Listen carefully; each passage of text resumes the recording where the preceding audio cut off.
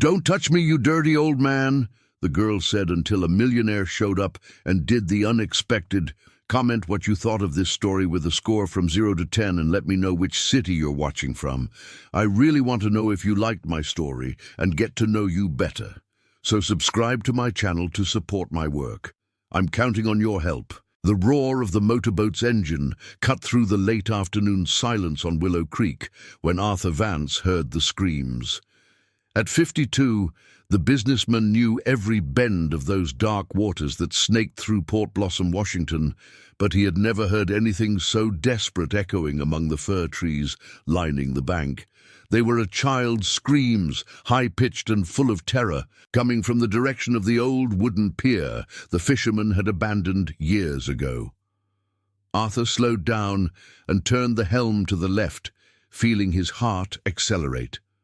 The owner of a small cannery he had inherited from his father, he often navigated these waters alone to forget the loneliness that had taken over his life since losing his wife, Catherine, in a car accident 3 years prior. Boating was his refuge, the only time he could avoid thinking about the empty house that awaited him every night.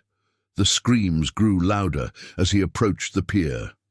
Between the rotting planks and moss-covered pillars, he could make out 2 figures, a small child with tangled brown hair, wearing dirty rags, and an old man bent over an old canoe, his hands outstretched toward the girl. "Don't touch me, you dirty old man," the child screamed in a hoarse voice, as if she had been crying for hours. "Go away! Go away!" Arthur maneuvered the boat closer and could see the old man's face. It was Samuel, a 68-year-old fisherman he had known since childhood, when he used to accompany his own father on fishing trips. The old man had tears in his eyes, his clothes were soaked, and he was trembling not just from the encroaching evening chill. "Mr. Vance!" Samuel shouted upon seeing him. "Thank God you showed up. This little girl fell in the water a little while ago, and I managed to pull her out. But she's scared. She won't let anyone get near." The child, who looked no older than 4, was crouched in the farthest corner of the pier, hugging her knees. Her large, dark eyes darted from Samuel to Arthur with a mixture of terror and confusion that made the businessman's chest tighten. There was something familiar in that gaze, but he couldn't place what it was.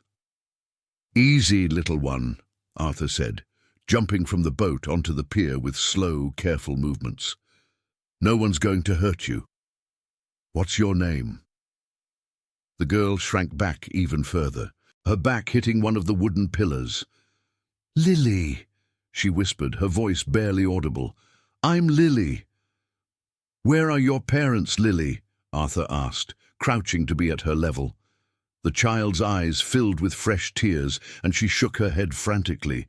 "I don't know. I don't remember. Mommy disappeared when the blue came." Samuel approached slowly, wiping his wet hands on his fishing shirt. "Mr. Vance, there's something strange here. This girl has been living alone in a houseboat down the river. For weeks, I've seen her taking leftover fish I leave in an old net. I thought she had family taking care of her, but today, when I saw her fall in the water—" "Alone?" Arthur interrupted, incredulous. "A 4-year-old child." It may seem impossible, but it's true. She made a makeshift shelter with old planks and a tarp, anchored near the mangroves. She's been surviving on what she can catch with her little hands and the scraps I left without her seeing." Samuel shook his head, visibly shaken. "When she fell in the water today, I jumped in to save her, but ever since I pulled her out, she screams whenever anyone tries to get close." Arthur watched Lily more closely. Her small arms were covered in scratches and insect bites, her hair tangled with leaves and dried mud. She wore what must have once been a pink dress, now torn and faded. Her bare feet were swollen and bruised, but what stood out most was the expression in her eyes, not just fear, but a deep confusion, as if she couldn't understand where she was or how she had gotten there.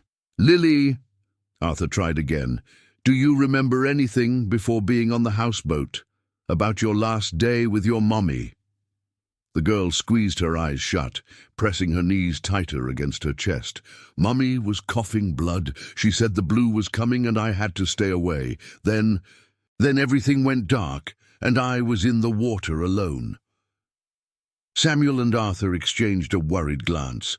There was something deeply disturbing in the way the child spoke, as if she were recounting fragments of a nightmare she couldn't fully comprehend. "We need to get her to a doctor," Arthur said, standing up slowly, "and then to the proper authorities." "No!" Lily shouted, standing up abruptly. "I don't want to go. Mummy said she would come back." "Lily, sweetheart," Arthur said in the softest voice possible, "your mommy might be looking for you in other places. Let's find people who will help look for her, okay?" The girl hesitated, looking back and forth between Arthur and Samuel. Then something unexpected happened. She sniffed the air around Arthur, and her eyes widened. "You smell like fish and salt water," she said, her voice almost a whisper. "Like Mummy said he would smell." A shiver ran down Arthur's spine. "What did your mummy say, Lily?" "She said that when she couldn't take care of me anymore, the good man with a big heart would come for me, and that he would smell like fish and salt water." Lily took a hesitant step toward him. "Are you him?" The child's simple, hopeful question hit Arthur like a punch to the gut. For 3 years, since Catherine's passing, he had lost any sense of purpose, living only for the routine of the factory and his solitary boat trips. Now, a hurt and lost child stood before him, as if fate had conspired to place someone in his path who needed him as much as he needed someone. "Yes," he said, carefully extending his hand. "I've come to get you, Lily." For the first time since he had seen her, the girl managed something that could have been a smile, though it was shaky and full of uncertainty. The drive to the Port Blossom Municipal Hospital was silent, with Lily huddled in the back seat of Arthur's pickup truck, still shivering, despite the blanket Samuel had brought from his house. The fisherman had insisted on accompanying them, claiming he felt responsible for the girl after weeks of watching her from a distance. Throughout the journey, Arthur watched Lily in the rearview mirror, noticing how she whispered incomprehensible words and moved her lips as if talking to someone who wasn't there. "Is she delirious?" Samuel asked in a low voice, worried. "I don't know," Arthur replied, parking in front of the hospital. "But whatever happened to this child, it was something terrible." In the emergency room, the on-duty doctor, Dr. Evelyn Reed, examined Lily carefully while the girl clung to Arthur's arm with a surprising strength for someone so small and frail. The doctor, a woman in her 50s with experience in child abandonment cases, frowned as she observed the child's reflexes and her reaction to certain stimuli. "She is physically weak from malnutrition and dehydration, but what worries me most are the neurological signs," the doctor explained to Arthur in the hallway, while a nurse took care of Lily. "The child shows clear symptoms of traumatic amnesia. She remembers specific fragments, but her recent memory is severely compromised." "What does that mean exactly?" Arthur asked, feeling the weight of responsibility grow on his shoulders. "It means something so traumatic happened that her brain simply blocked the memories as a protective mechanism. It's common in cases of severe abandonment or when a child witnesses something they can't emotionally process." Arthur looked through the hallway window at Lily, who was sitting on the examination table, swinging her legs, seemingly fascinated by a drawing of colorful fish on the office wall. For a few moments she looked like a normal 4-year-old. Then, without warning, her face would contort in terror, and she would start desperately searching for Arthur with her eyes. "We'll need to contact Child Protective Services," the doctor continued. "But until we find family or legal guardians, she'll need to stay in a foster home or—" "I can take care of her," Arthur interrupted, surprising himself with the quickness of his decision. "Temporarily, of course, until they find her family." Dr. Reed studied his face carefully. "Mr. Vance, taking care of a traumatized child is no simple task. She will need specialized psychological support, constant medical care, and above all, a lot of patience and love. I understand, Arthur replied, watching Lily through the window. But she's been through enough abandonment. If I can offer a temporary home. 3 hours later, after a series of phone calls and bureaucratic protocols, Brenda Scott, a social worker from CPS, arrived at the hospital. She was a 45-year-old African-American woman with curly hair tied in a bun and eyes that had seen many family tragedies throughout her career. "Mr. Vance," she said, sitting next to him in the waiting room, "I understand your intention to help, but I need to ask a few questions. Do you have experience with children? Are you married? Do you have a criminal record?" Arthur patiently answered all the questions, explaining about his life, his company, his recent widowhood. Brenda took careful notes, observing his reactions and the tone of his voice. When they finished, she called Lily for a private conversation. "Lily, sweetheart," Brenda said, crouching in front of the girl, "would you like to stay with Mr. Vance for a few days while we look for your family?" Lily's reaction was immediate and intense. She clung to Arthur's leg as if her life depended on it. "Don't leave me, Uncle Arthur. Please, don't leave me." "Uncle Arthur?" Brenda asked, raising an eyebrow. "That's what she started calling me," Arthur explained, stroking the girl's hair. "Ever since we got here." Brenda observed the interaction between the two for a few minutes. There was something genuine in the way Lily behaved with Arthur, a trust she rarely saw in traumatized children. After a long conversation with Dr. Reed and a series of phone calls to her superiors, she made a decision. "Very well, Mr. Vance. I will authorize temporary custody of Lily under a few conditions. Weekly psychological support, regular visits from CPS, and any change in the child's behavior must be reported immediately." 2 hours later, Arthur was driving home with Lily asleep in the passenger seat, her breathing finally calm and regular. He had stopped at a children's clothing store to buy some basic items and toys, but he had no idea what it would be like to care for a 4-year-old, especially one who had been through such severe trauma. His house, a simple but comfortable single-story home in the Maplewood district, had remained practically unchanged since Catherine's passing. The empty rooms, the decor his wife had chosen with such care, the kitchen he rarely used. Everything seemed to be silently waiting for life to inhabit those rooms again. When Lily woke up, it was already night. She looked around with wide eyes, clearly confused about where she was. Arthur had prepared the old guest room, placing the new toys on the bed and leaving a soft light on. "Where are we, Uncle Arthur?" she asked, her voice still hoarse from sleep.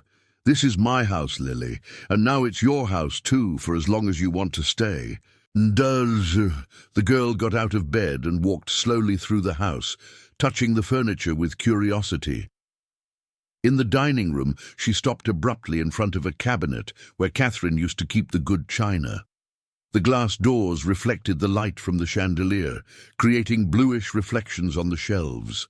The terror that took over Lily's face was instant and absolute. She started screaming with an intensity that made Arthur run from the kitchen, where he was preparing a simple snack. He found her huddled on the floor, shaking violently and pointing at the cabinet. "The blue! The blue is here! It's going to take me too!" she screamed, the words coming out choked by sobs. Arthur looked at the cabinet, trying to understand what had caused such a reaction. Then he realized. The light reflected in the glass created a bluish tone on the shelves, where Catherine kept plates and cups with cobalt blue details. "Lily, it's nothing dangerous," he said, crouching beside her. "They're just plates. I'll cover the cabinet, okay?"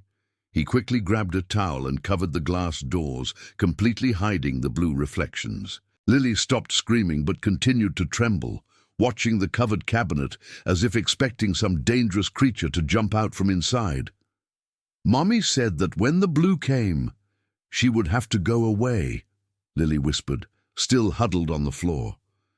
"She said the blue took Mommy's away forever." Arthur felt a chill run down his spine. There was something deeply unsettling in the way the child talked about this color, as if it were a living, threatening entity. He picked her up carefully and carried her to the kitchen, where there was nothing blue. "Do you want to tell me more about the blue, Lily?" he asked, offering her a glass of warm milk. "I can't," she said, shaking her head frantically. "If I tell, it will know that I remember, and then it will come for me too." That night, Arthur barely slept. He settled on the living room sofa to stay close to Lily's room, as she woke up screaming every couple of hours. It was always the same thing, nightmares involving something blue that came to get her, taking her mother away from her. The next morning, while Lily played in the backyard, carefully away from any blue object Arthur had removed from the house during the night, he called Brenda Scott. "I need the contact information for a child psychologist," he said, "and I'd also like to investigate more about where Lily was living before we found her." "I've already arranged for the contact of Dr. Delilah Morris, a specialist in childhood trauma," Brenda replied. "As for the investigation, we are already checking records of missing persons from the last few months. But Mr. Vance, I need to warn you, this type of traumatic amnesia can last for months or even years. Be prepared for a long journey." After hanging up, Arthur watched Lily in the yard. She had found some yellow flowers and was making a small crown, humming a sad melody he didn't recognize. For a few moments she seemed just like a normal child playing. Then a blue butterfly landed near her, and instantly her face contorted in terror, making her run inside the house screaming for Uncle Arthur. He realized in that moment that finding out what had happened to Lily would be just the beginning of a journey that would completely change their lives, and that the secrets the child carried were much darker than he had imagined. The first session with Dr. Delilah Morris took place 5 days after Lily arrived at Arthur's house. The psychologist's office was in the city center, in an old building with walls painted in soft shades of beige and green. Delilah was a 42-year-old woman with short black hair and red-framed glasses, known for her patience with difficult cases of childhood trauma. "Lily, what a beautiful drawing," the psychologist said, looking at the scribbles the girl had made with colored pencils in the first few minutes of the session. "Can you tell me what this is?" Lily had drawn a houseboat surrounded by water, but what was striking were the figures. A small girl alone on one end, and at the other end of the sheet, a female form completely enveloped by a dark blue cloud. "It's Mommy going away," Lily said simply without taking her eyes off the paper. The blue took her. Delilah exchanged a meaningful look with Arthur, who was observing the session from an armchair in the corner of the room. Over the past few days, he had carefully catalogued all of Lily's reactions to objects or situations involving the color blue. From clothes to the sky on very clear days, everything triggered panic attacks. "Lily, do you remember what your mommy was like before the blue came?" Delilah asked carefully. The girl stopped drawing and squeezed her eyes shut. She coughed a lot, always coughing, and her hands got very skinny. Lily opened her eyes and looked directly at the psychologist. She used to wear a blue dress to work, but when the blue turned bad, she stopped wearing it. "The blue turned bad?" Delilah repeated. "Her dress got red spots on it. Mommy would cry when she saw the red on the blue. Then she burned the dress and said she could never wear blue again, because the blue was taking her away." Arthur felt his stomach churn. Lily's words painted an increasingly disturbing picture. A sick mother, possibly coughing up blood, and a child who had associated the color blue with loss and abandonment. After the session, while Lily played in the waiting room with toys that Delilah specifically kept free of blue tones, the psychologist spoke privately with Arthur. "Her amnesia is selective and specific," Delilah explained. "She remembers intense emotional details but can't organize the events chronologically. It's as if her mind has stored only the most traumatic fragments. When this obsession with the color blue. It's an associative trauma. Something related to the color blue became directly connected with the loss of her mother. It could have been the clothes she wore, some object, or even the state of her mother when she wore blue. Delilah adjusted her glasses, thoughtful. We'll need to work on this association gradually, but first, I need to better understand what happened. That afternoon, Arthur decided to take an action he had been considering since the first day. Return to the place where he found Lily to investigate personally. He left the girl with Mrs. Reed, his 60-year-old neighbor who had offered to help, and drove to Willow Creek. The abandoned pier was exactly as he had left it. But this time Arthur paid attention to the details that the urgency of the situation hadn't allowed him to notice before. There were small, dried footprints on the wood, leftover fruit peels, and more importantly, an almost imperceptible trail that led downriver, following the bank through the vegetation. Following the trail for nearly half an hour, walking carefully between low branches and exposed roots, Arthur finally found what Samuel had mentioned, a makeshift houseboat anchored in a small cove protected by trees. The structure was a mix of wooden planks, plastic tarp, and pieces of plywood, floating on a base of empty barrels and tire tubes. The sight took his breath away. How had a 4-year-old child survived alone in this place? There were clear signs of habitation. A small, improvised stove, a few dented pans, children's clothes strung on ropes between the walls. More disturbing, there were drawings scribbled on the inner walls with charcoal and chalk, all showing the same female figure being enveloped by blue shapes.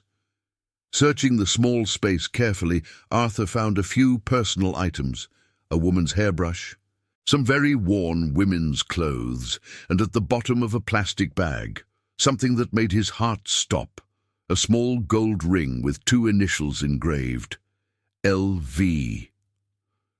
Arthur held the ring with trembling hands, an old and painful memory beginning to form in his mind. L.V. Lucy Vance.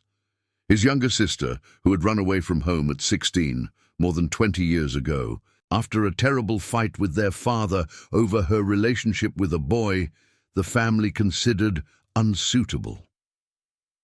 "It can't be," he murmured, looking at the ring against the late afternoon light. But the more he thought, the more the pieces began to fit. Lily's reaction when he had approached on the pier, the way she had said he smelled like he should smell, and the words about someone with a big heart who would come for her. Lucy had always had a keen sense of smell and used to joke that she could identify people by their scent, especially him who would return from fishing trips with their father, saturated with the aroma of salt water and fish. Was it possible that his sister was trying somehow to lead Lily to him? That night, Arthur couldn't hide his agitation from Lily, who immediately noticed that something was different. During dinner, she watched him with her big, curious eyes, slowly chewing the soup he had prepared. "Is Uncle Arthur sad?" she finally asked. "Not sad, sweetheart, just thinking about some things." Lily put her spoon down and focused on his face with an intensity disturbing for a 4-year-old. "Did you know my mommy before?" The question caught him completely off guard.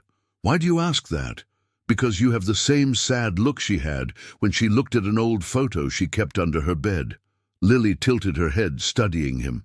It was a photo of a boy with a fish in his hands. She always cried when she looked at it. Arthur felt as if he had been punched in the stomach.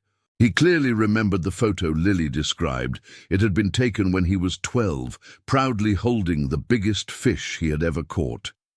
Lucy, then 8, had insisted that their mother take that picture because she wanted to always remember her fisherman brother.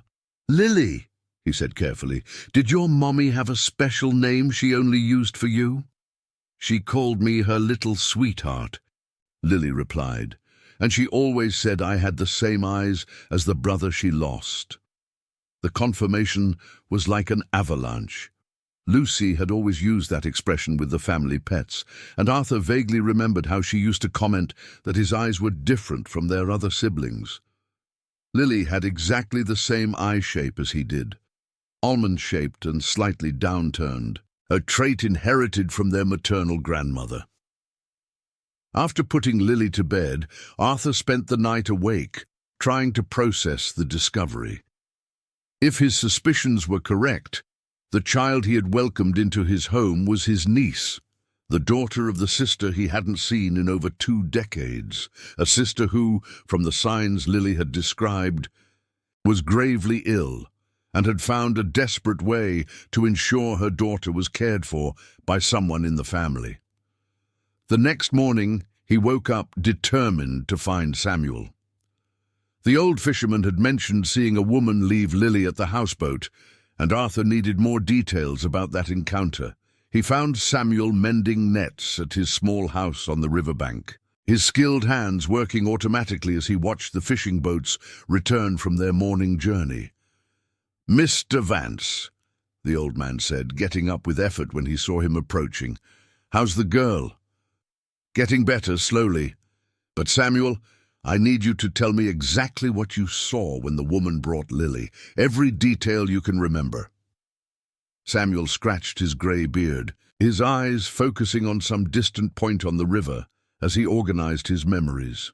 "It was on a stormy night about 2 months ago. I was pulling in my net when I saw a canoe approaching the houseboat. There was a woman rowing and the girl in the bottom of the boat." He paused, clearly reluctant to continue.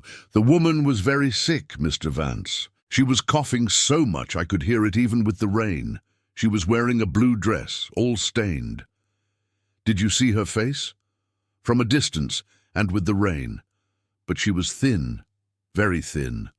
Long brown hair, kind of graying." Samuel hesitated. "There's something strange she did before she left." "What?" "She stood there in the rain looking toward the city and shouted something really strange." Samuel lowered his voice as if telling a dangerous secret. She shouted, "Arthur, please find her. I never should have left." And then she just disappeared into the darkness. The world seemed to stop around Arthur.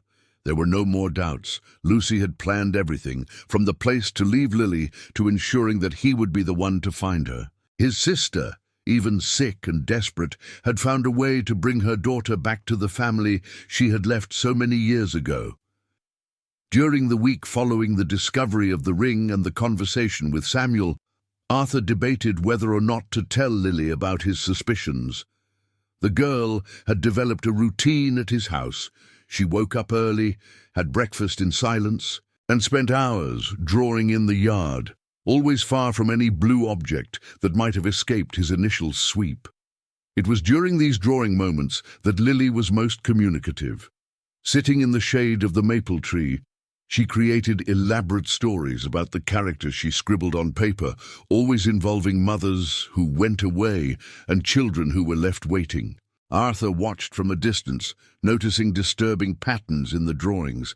The mother figure always appeared distorted, surrounded by abstract blue shapes that seemed to suck her off the paper.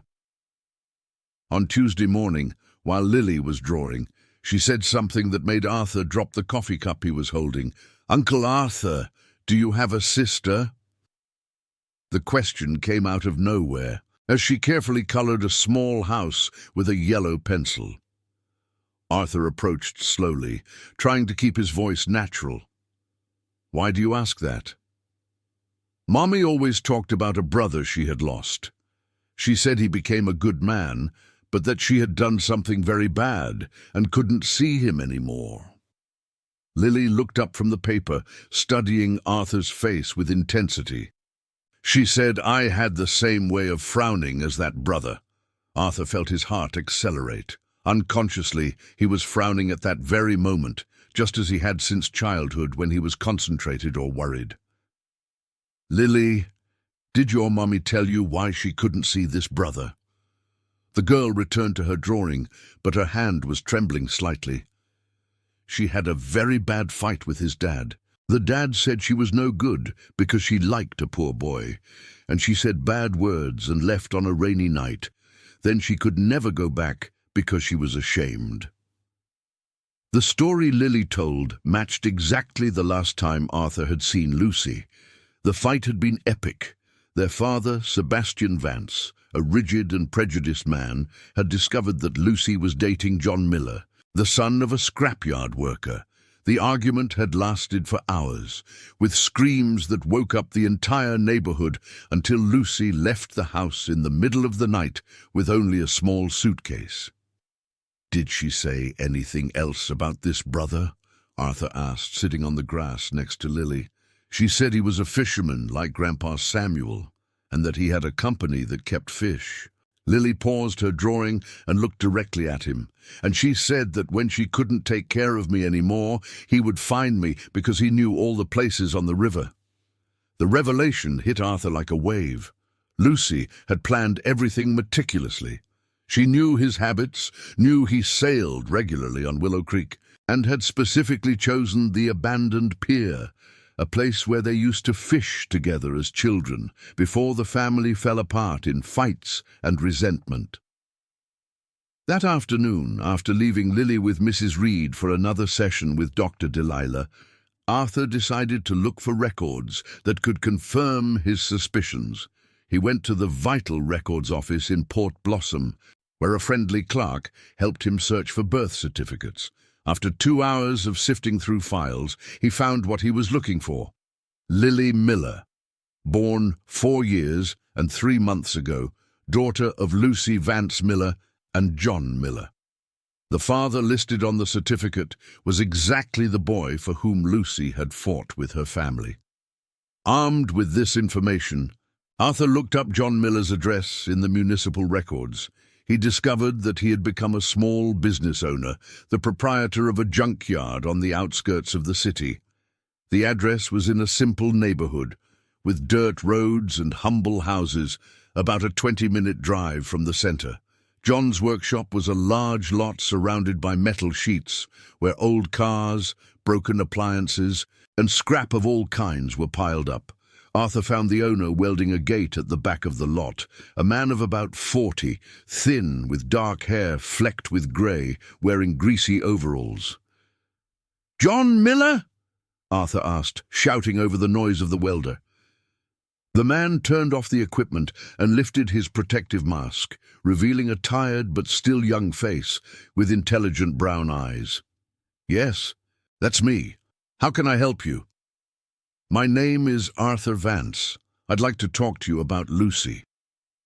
John's reaction was immediate and intense. He dropped the welding mask and approached quickly, his eyes wide. "Lucy, do you know where she is? How's Lily?" The questions came out in a rush, loaded with an anguish that John had clearly been carrying for a long time. "Lily is with me," Arthur replied carefully. "But I need to understand what happened. Why did you two separate?" John ran a hand over his face, leaving a grease mark on his forehead. "Can we sit down and talk properly? It's a long and painful story." They went to a small makeshift office at the back of the workshop, where John kept a desk and some old chairs. The walls were decorated with old calendars and car photos, but Arthur noticed a picture frame turned face down on the desk. Clearly a photo John couldn't bear to look at, but also couldn't throw away. "Lucy and I lived together for almost 5 years, John began, pouring 2 glasses of water from a thermos. "We got married right after Lily was born. We were happy, despite the financial difficulties." He paused, his voice choked with emotion. "But 2 years ago, Lucy started coughing constantly. At first we thought it was the flu, then bronchitis, when we finally got enough money to take her to the doctor." "It was tuberculosis," Arthur completed. John nodded, tears already streaming down his face. "Advanced stage tuberculosis. The doctor said she had contracted it in one of the houses where she worked as a maid. a place with a lot of humidity and poor ventilation. He wiped his face with the back of his hand. The treatment was expensive, very expensive. We sold everything we had, but it wasn't enough.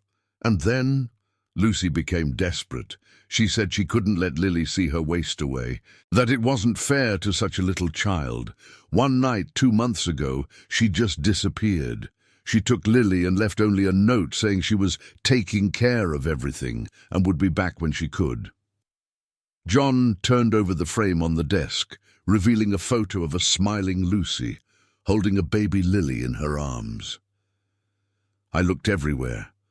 Police, hospitals, shelters. It was as if they had vanished. Arthur looked at the photo, immediately recognizing his sister's features, more mature but still with the same gentle smile he remembered from childhood. Baby Lily was a miniature of Lucy, with the same almond-shaped eyes that characterized the Vance family. "John, did you know Lucy had family?" "I knew she had siblings, but she never talked about them. She said her family had rejected her when she was young and that she couldn't go back." John studied Arthur's face intently. "Why are you—" "I'm her brother, and Lily. Lily is my niece." The silence that followed was heavy, filled with 20 years of misunderstandings and hurt pride.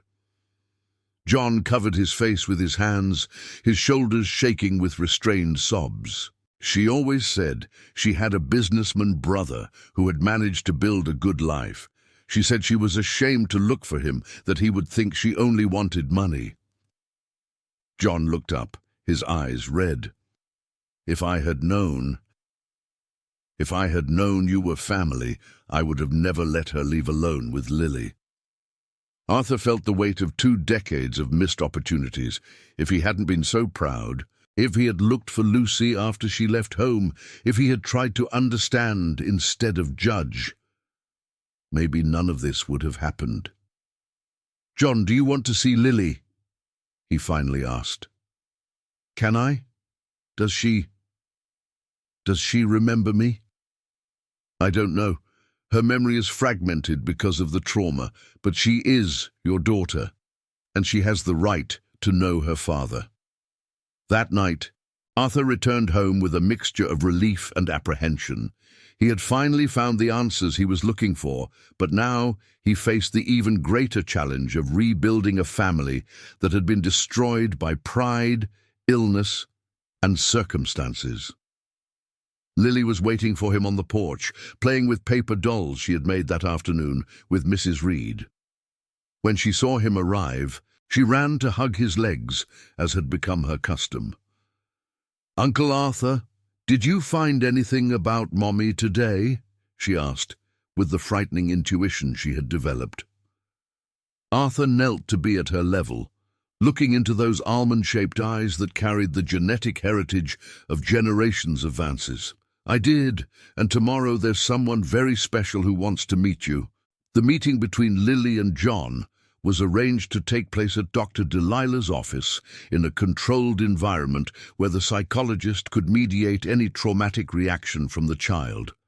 Arthur had spent the entire morning preparing Lily for the possibility of meeting someone important from her past, but without specifically mentioning that it was her father. "Lily, do you remember a man who lived with you and your mommy?" Arthur asked as he helped her get dressed in a new outfit he had bought especially for the occasion. The girl stopped brushing her teeth and thought for a long moment, her expression concentrated, which had become familiar to him. "I remember a man who smelled like metal and oil.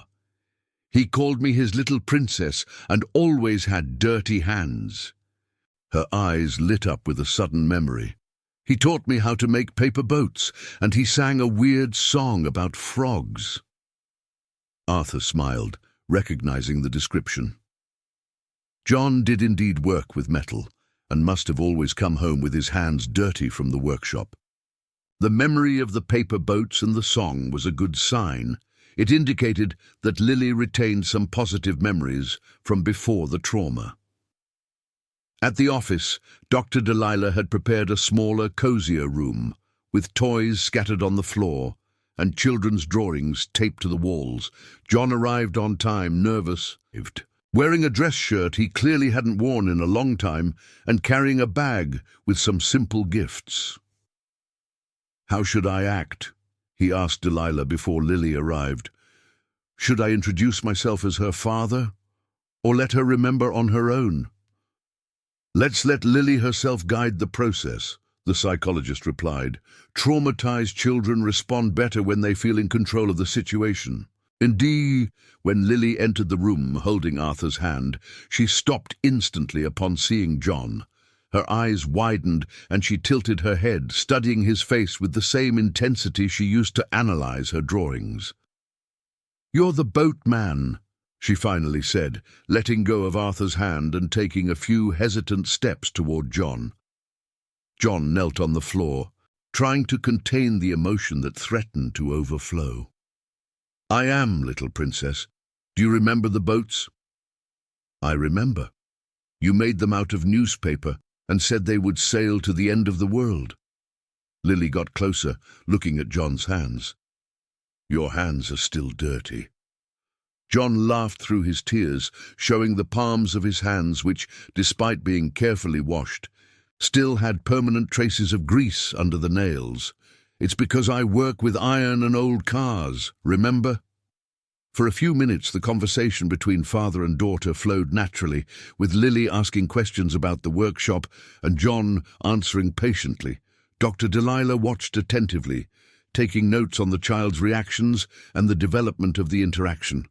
Then, unexpectedly, Lily asked the question they all feared. "Daddy John, why didn't you come get me when Mommy got sick?" The silence that followed was devastating. John closed his eyes, struggling to find words that a 4-year-old could understand. "Little princess, your mommy left home without telling me where she was going. I looked for you everywhere, every day, but I couldn't find you." His voice trembled. "If I had known where you were, I would have come to get you the same day." Lily processed this information seriously, her small face contorted in concentration. "Mommy said she had to take care of something very important and then she would come back. Did she lie?" The child's simple, direct question hit all the adults present like a punch. Delilah intervened gently. "Lily, sometimes adults do things they think are right, but that end up hurting other people without meaning to. Your mommy loved you very much and wanted to protect you." "Protect me from what?" John took a deep breath and made a brave decision. "Your mommy was very sick, little princess. She was afraid you would get scared, seeing her get weaker and weaker. So she decided to take you to a safe place until she got better again." "But she didn't get better," Lily said with the brutal clarity of children. "The blue took her away." Over the next hour, with Dr. Delilah's careful mediation, John and Lily gradually rebuilt their connection. He had brought some toys he had bought during the 2 months of desperate searching, including a more elaborate paper boat-making kit. "Can I go see your workshop?" Lily eventually asked, showing the first genuine interest in leaving the controlled environment of the office. "Of course you can, little princess, but only if Uncle Arthur lets you." Arthur, who had watched the whole interaction with a mixture of joy and melancholy, nodded. "Of course you can. We can all go together." A week later, the first visit to John's workshop became a milestone in Lily's recovery. The girl was fascinated by the machines, the dismantled cars, and especially the welder John used in his work. He had prepared a small, safe area where she could play while he worked, complete with toy tools and clean scrap for her to fix. "Can I learn to weld?" she asked on the second day of her visit, watching John work on a gate. "When you get bigger, little princess, welding is dangerous for little kids." Arthur observed these interactions with complex feelings. On one hand, he was happy to see Lily reconnecting with her father and recovering positive memories. On the other, he felt an inexplicable jealousy. He had gotten used to being the sole paternal figure in her life. It was during one of these visits that something unexpected happened. Lily was playing in her corner when she found an old toolbox under a workbench. Upon opening the box, she discovered several objects John had kept as mementos, photos of Lucy, some of Lily's baby clothes, and at the bottom, carefully wrapped in blue tissue paper, a small teddy bear. Lily's reaction to seeing the blue paper was immediate and intense. She started screaming and backing away, knocking over tools and stumbling in her haste to get away from the box. The blue! The blue! It came to get me! She screamed, running into Arthur's arms, who had just arrived to pick her up. John ran to the box, confused and desperate. What happened? What did I do wrong? Arthur pointed to the blue paper wrapping the teddy bear. It's the color blue. She's developed a trauma related to that color. But this paper was from the gift Lucy gave me on Lily's first Christmas. John picked up the teddy bear, looking at the faded blue paper. Lucy always used blue paper to wrap gifts. She said it was her lucky color. The irony of the situation was cruel. The color Lucy associated with luck had become, for Lily, a symbol of loss and abandonment. The trauma had completely distorted the child's memory of something that should have been positive. That night, after calming Lily and putting her to sleep, Arthur and John talked for a long time on the porch. It was the first time they had been alone since the reunion, and there was much to be discussed about Lily's future. "She's better with you," John finally said, looking at the house where Lily slept peacefully. "You have stability, resources, a proper home for a child. But you're her father, John. She needs you too." "I know, but I need to be realistic about my situation. I work 10 hours a day. I live alone in a small house. I barely have enough money to keep the workshop running." John sighed deeply. "I can't give her what she deserves. What if it wasn't just your responsibility? What if we took care of her together?" The suggestion caught John off guard. "What do you mean? Lily has formed bonds with both of us. She needs stability, but she also needs her father. We can share the time, the responsibilities. You can visit her whenever you want, spend weekends with her, participate in important decisions." John was silent for a long time, processing the proposal. It was an unconventional solution, but perhaps it was exactly what Lily needed, not having to choose between the two father figures she had found, but rather being able to count on both. "And what if Lucy comes back?"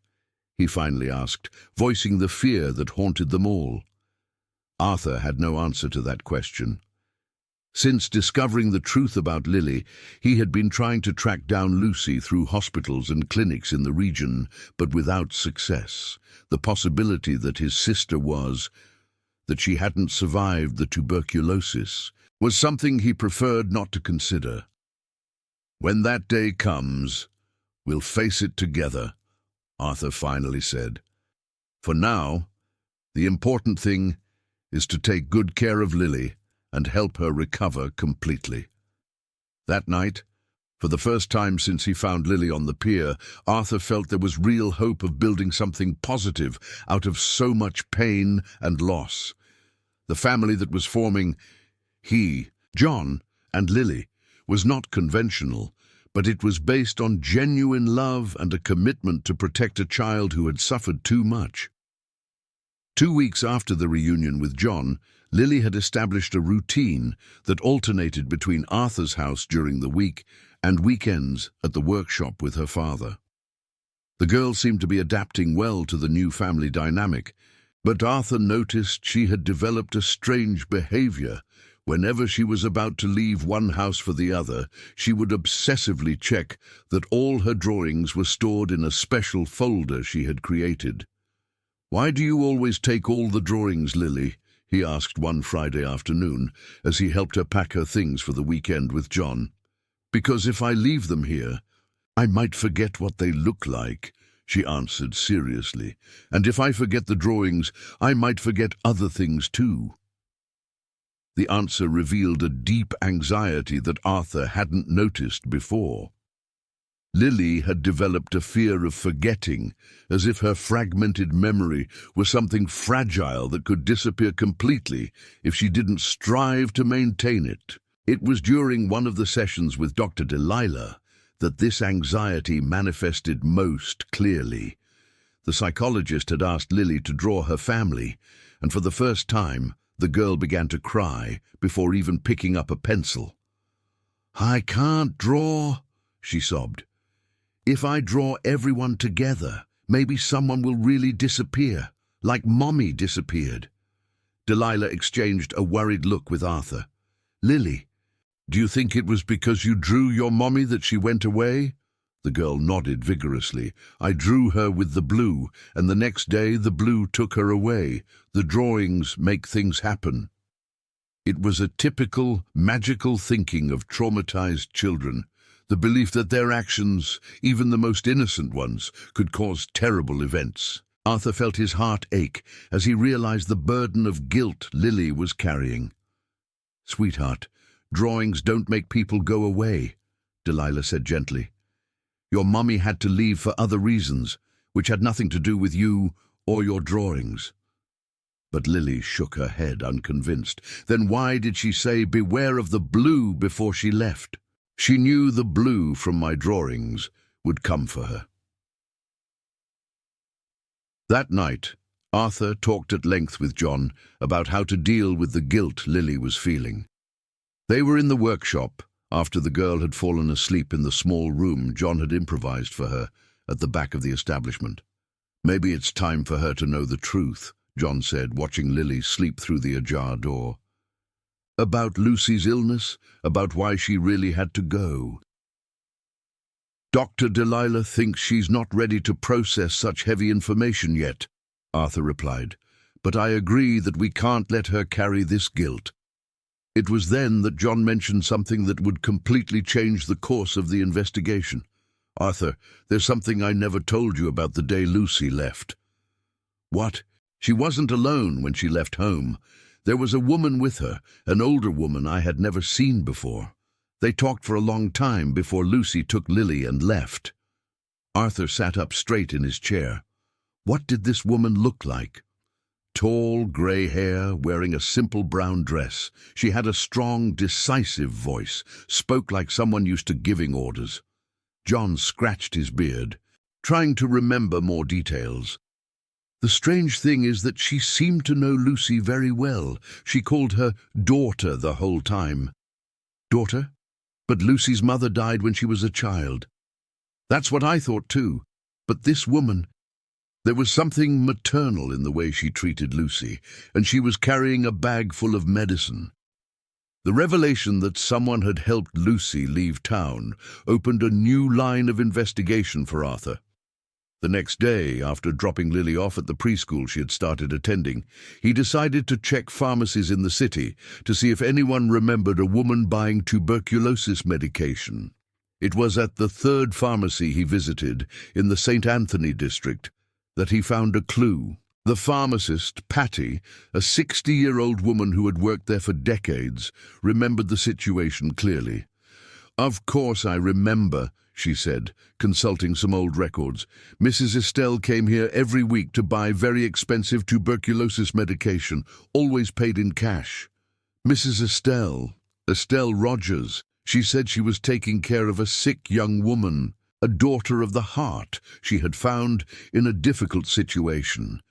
Patty lowered her voice, as if telling a secret.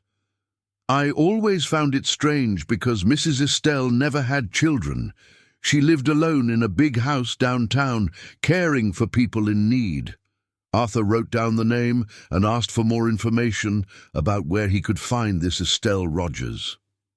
He found out that she lived in an old house on Flower Street near the main church, and had a reputation for being a kind of informal nurse who helped people who couldn't afford proper medical treatment. Estelle's house was a well-preserved colonial building, painted white with green trim, surrounded by a garden full of medicinal plants. When Arthur knocked on the door, he was greeted by a tall, Imposing woman, exactly as John had described, with completely grey hair, tied in a bun, and piercing blue eyes. "Are you Estelle Rogers?" "I am. And you are?" "My name is Arthur Vance. I'm looking for information about Lucy Vance Miller. I believe you know her."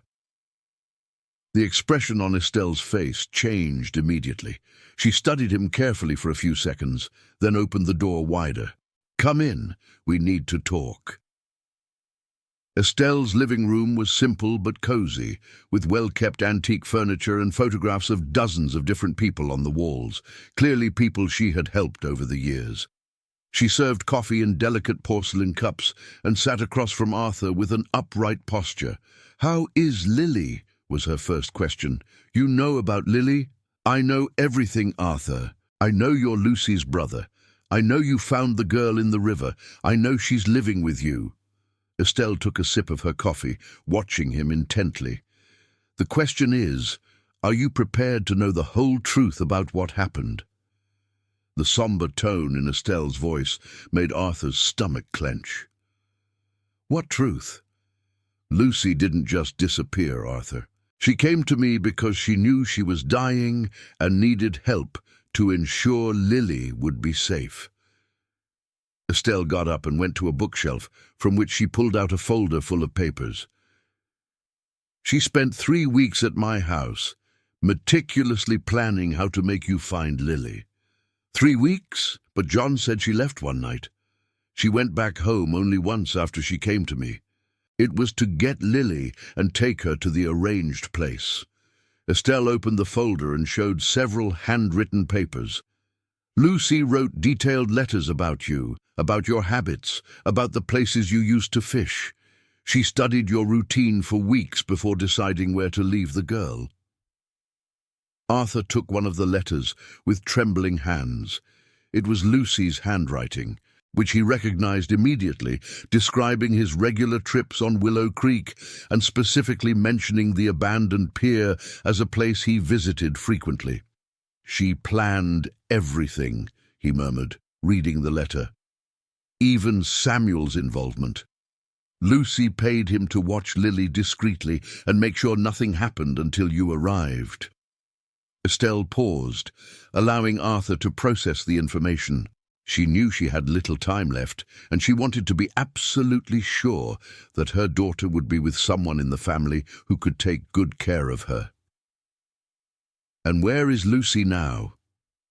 The silence that followed was deafening.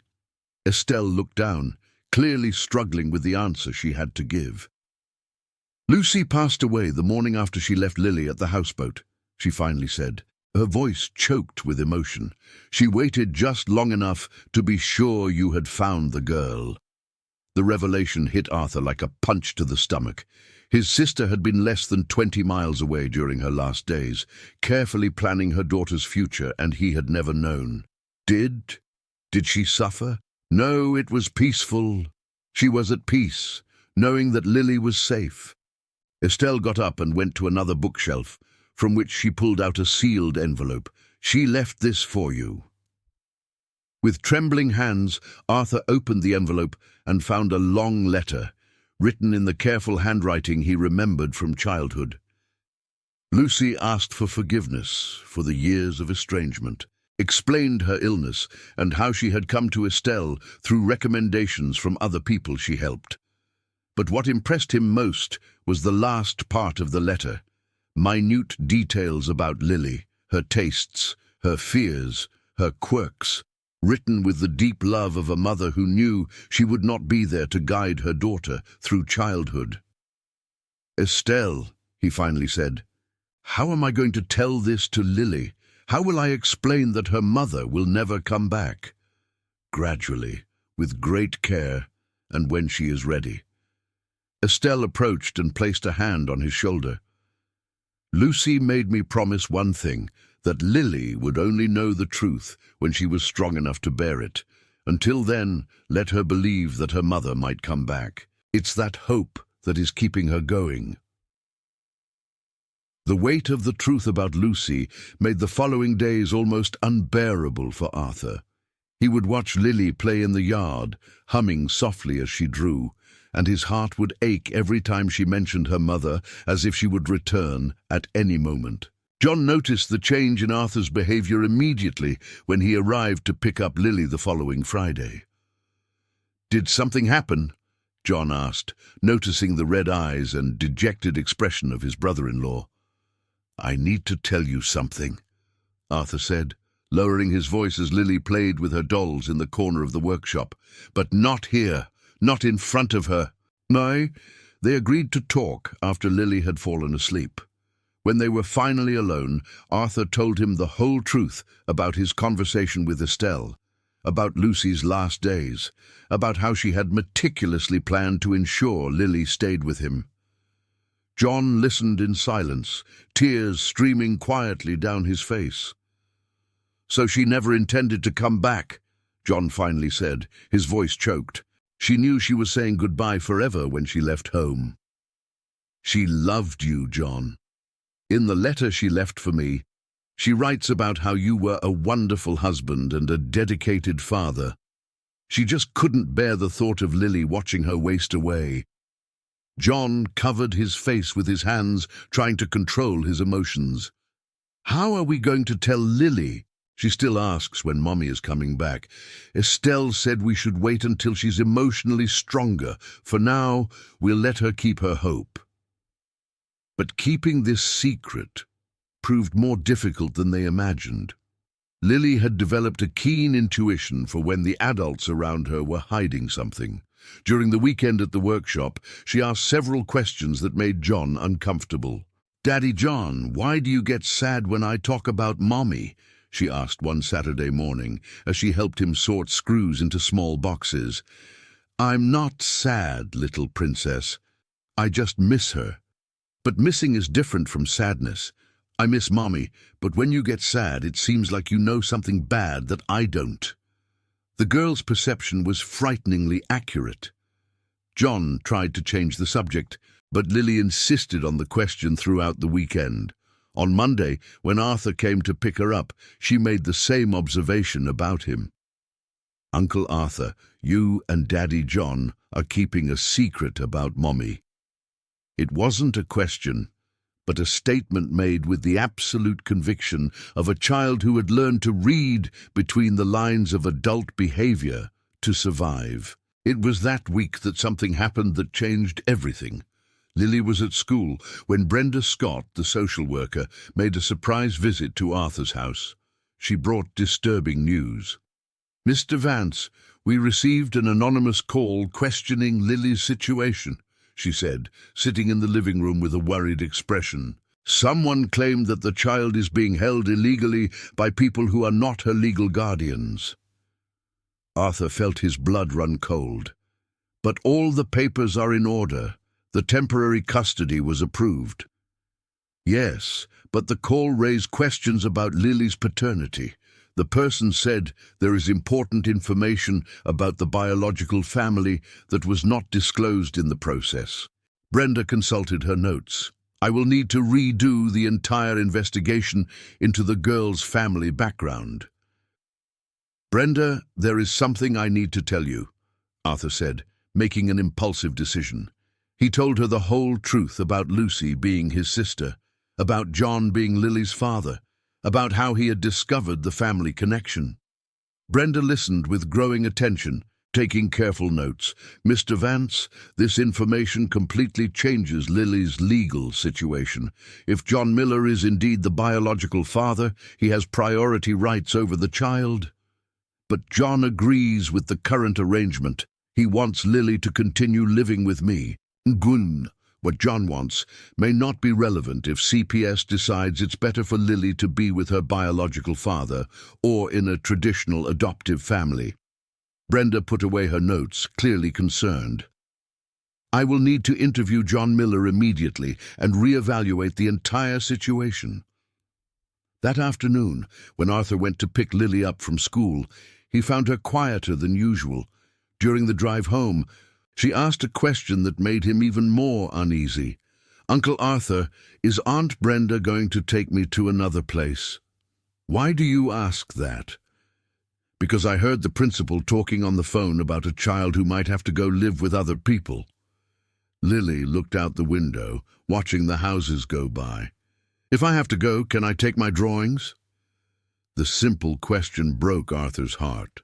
The idea of losing Lily after getting used to having a family again was unbearable, but he knew he couldn't lie to her. "Lily, if you ever have to go live somewhere else, you can always take your drawings, and you can always visit me. Promise?" "I promise." The next morning, John arrived at Arthur's house clearly agitated. He had received an official summons from CPS for a hearing about Lily's custody. "They want to question if I'm fit to care for her," he said, showing the document. "They're going to evaluate my financial situation, my house, my background. John, you're her father, you have rights, but what if they decide I'm not good enough? What if they think she should be in a family with a father and a mother, better financial stability?" John sat down at the kitchen table, clearly desperate. "Arthur, if I lose custody, will you try to officially adopt her?" "Of course I will, but it won't come to that." The hearing was set for the following week, and both men spent the next few days preparing documents, organizing income statements, and mainly trying to hide the growing tension from Lily. But the girl noticed everything, and her anxiety began to manifest in worrying ways. She started having nightmares again, waking up screaming about people who take children away. During the day, she followed Arthur around the house like a shadow, afraid he would disappear if she lost sight of him. At school, the teacher reported that Lily had started crying for no apparent reason and constantly asking if she could go home. "She is regressing," Dr. Delilah observed during an emergency session. "The uncertainty about her future is reactivating all the traumas of abandonment. What can we do? Be honest with her about what is happening in an age-appropriate way. Lily needs to feel part of the decisions that affect her life, not just a passive object being passed from one person to another." That night, Arthur and John sat down with Lily in the living room and tried to explain the situation as simply as possible. "Lily, some important people want to talk to us about where you're going to live," Arthur began. "They want to make sure you're in the best possible place." "Are they going to take me away from you?" she asked directly. John took a deep breath. "Little princess, we are going to fight for you to stay with us.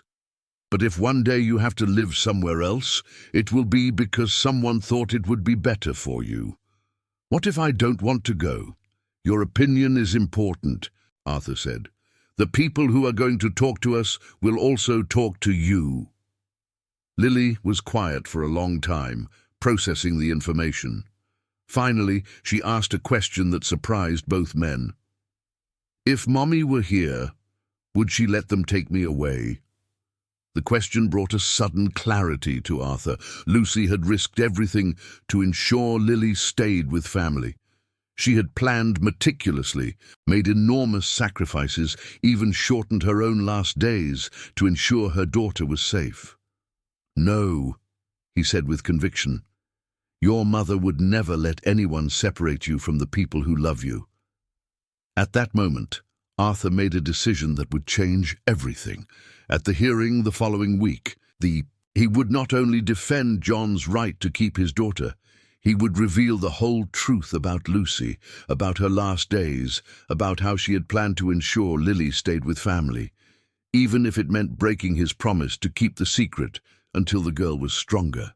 Some truths, he realized, were too important to be hidden, especially when a child's future depended on them. The hearing at Child Protective Services was scheduled for a Thursday morning in a small, formal room in the municipal building. Besides Brenda Scott, 2 other counselors were present. Dr. Robert Fields, a psychologist specializing in family law, and Mary Jo Clark, a social worker with 20 years of experience in child custody cases. Arthur and John arrived together, both wearing their best clothes and carrying folders with meticulously organized documents. The tension between them was palpable, but there was also a shared determination to fight for the right to keep Lily with them. "Where is the child?" Dr. Fields asked, noticing that Lily had not come. "She's at school," Brenda replied. "We thought it best to talk to the guardians first, before directly involving her in the process." "Mr. Miller," Mary Jo began, addressing John, "do you confirm that you are the biological father of the minor, Lily Miller?" "I confirm," John replied, showing the birth certificate. "I am legally married to Lucy Vance Miller, Lily's mother." "And where is your wife currently?"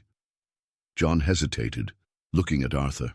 They had agreed to be completely honest, but it was still difficult to say the words. "My wife passed away 3 months ago, from tuberculosis." The silence in the room was heavy. Dr. Fields made some notes before continuing. "Mr. Miller, why was the child not in your care when she was found by Mr. Vance?" Because my wife left home with Lily without telling me where they were going. She was very sick and believed she was protecting our daughter." John took a deep breath. "I searched for them for 2 months, without success." "And how did Mr. Vance get involved in this situation?" Mary Jo asked, turning to Arthur. It was the moment of truth. Arthur opened the folder he had brought and took out the letter Lucy had left with Estelle, along with old photographs of the Vance family and documents proving their family relationship. "Lucy was my sister," he said simply. "She planned for me to find Lily because she knew she was dying and wanted to ensure her daughter stayed with family." The revelation caused a stir in the room. Brenda sat up straight, clearly surprised, despite having already been informed of this connection. "Mr. Vance, why was this information not disclosed when you assumed temporary custody of the child?" "Because I only found out later myself. It took weeks of investigation to connect the facts and understand that Lily was my niece." Arthur handed copies of the documentation to each counselor. "My sister and I had been estranged for over 20 years, since she left home as a teenager." Dr. Fields studied the documents carefully. "This letter, it details a rather elaborate plan to ensure the child was found specifically by you. Yes, Lucy knew my habits, knew that I regularly sailed on Willow Creek. She carefully chose the location to leave Lily, knowing that I would pass by there." "And where is the mother's body?" asked Mary Jo. "Do we have official records of the death?" Arthur felt a lump in his throat. "She was cared for by Mrs. Estelle Rogers in her final days. Mrs. Rogers can confirm all the details."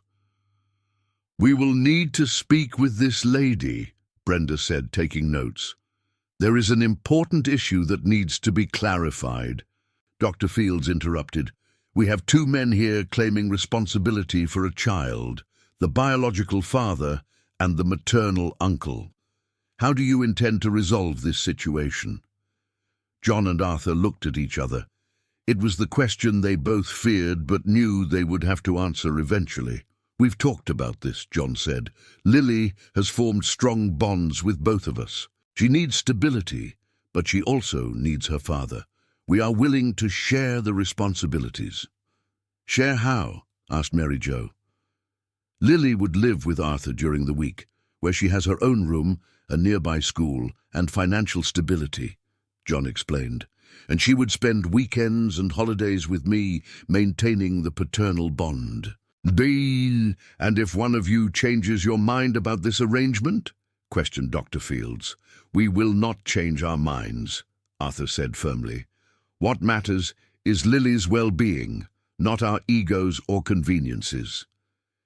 Mary Jo asked several questions about their financial situations, their homes, routines, and ability to care for a traumatized child.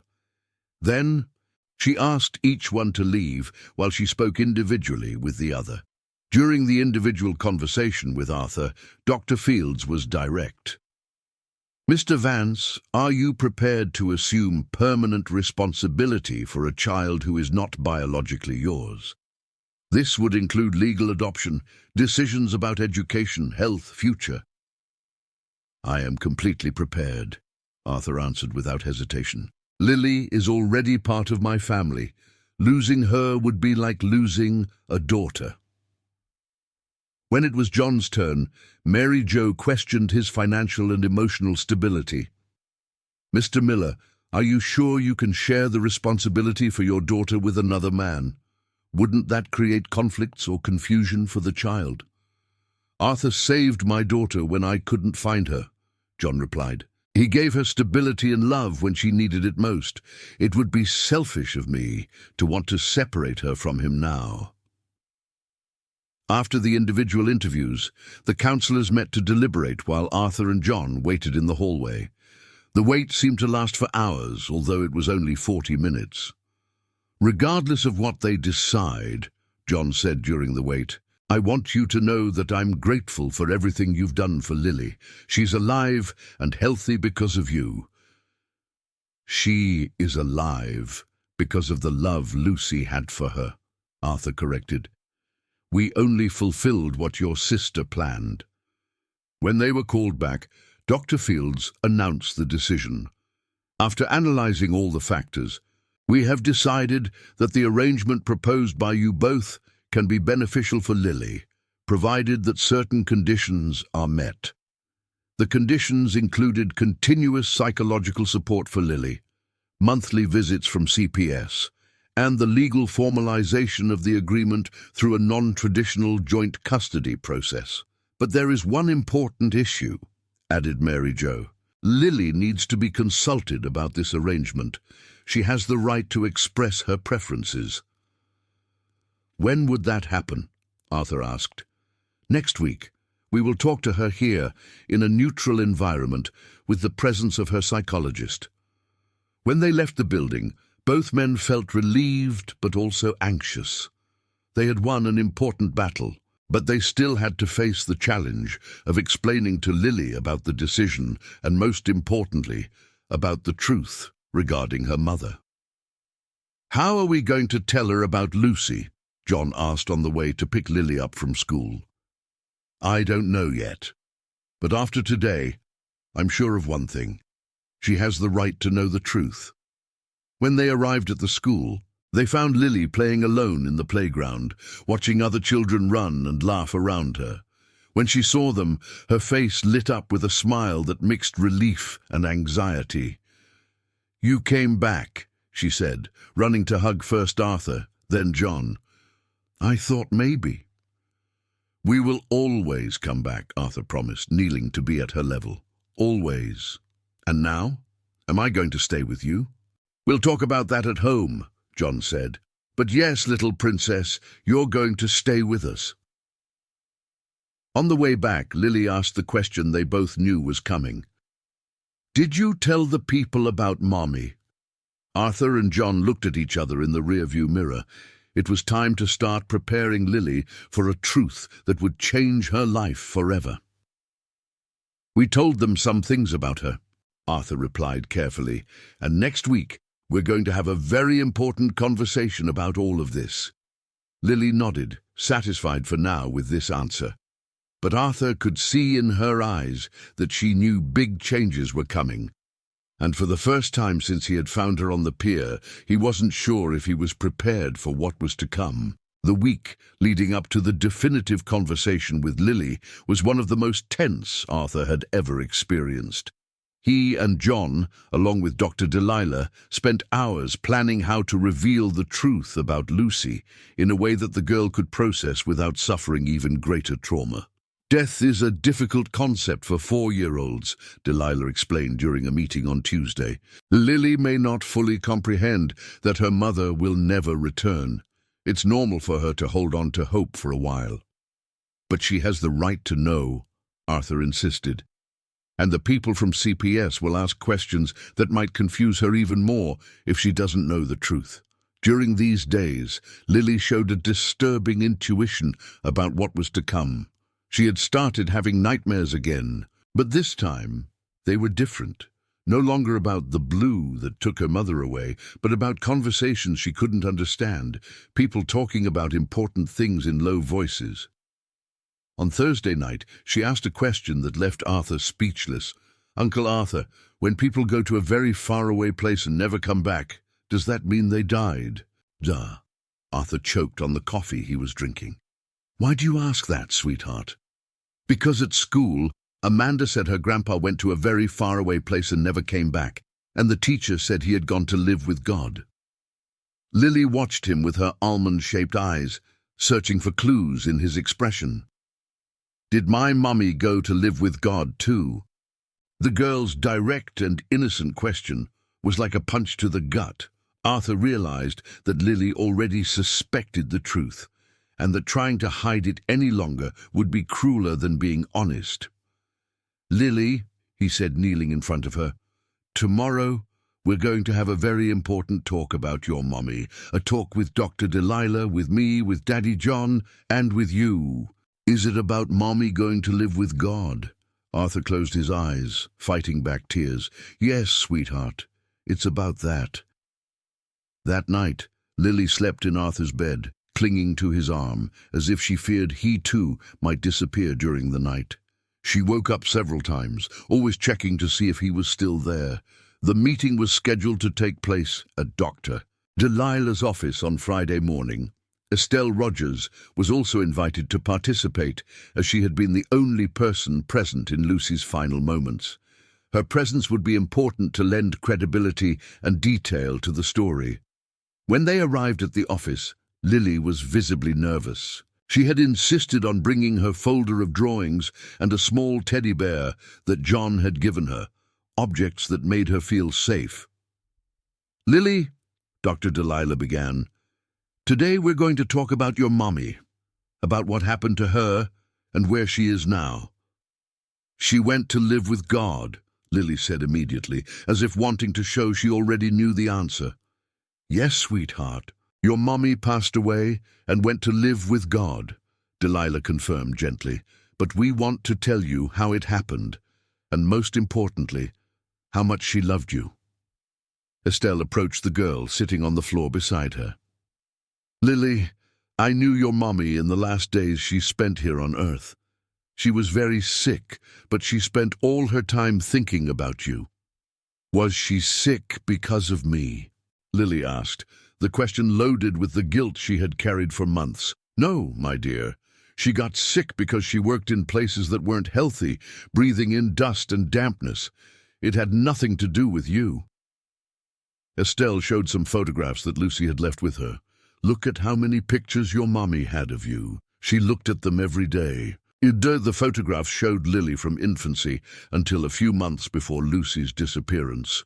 In all of them, the girl was smiling, playing, clearly loved and cared for. Lily, said John, his voice choked, your mommy left home with me because she knew she was very sick and didn't want you to see her getting weaker and weaker. She thought she was protecting you. But I wanted to stay with her, Lily said, tears streaming down her face, even if she was sick. I know, little princess, and she knew that too, but she was so afraid of causing you more suffering that she made a very difficult decision. John showed the letter that Lucy had left with Estelle. She wrote a letter for you. Do you want me to read it? Lily nodded, wiping her nose on her sleeve. John opened the letter and began to read in a trembling voice. My little sweetheart, if you are hearing this letter, it means that Uncle Arthur found you as I planned. Mommy had to go away because she was very sick, but I wanted you to know that I love you more than anything in the world. Uncle Arthur is my brother, your real uncle, and he will take care of you as I would have. Daddy John also loves you very much and will always be your daddy.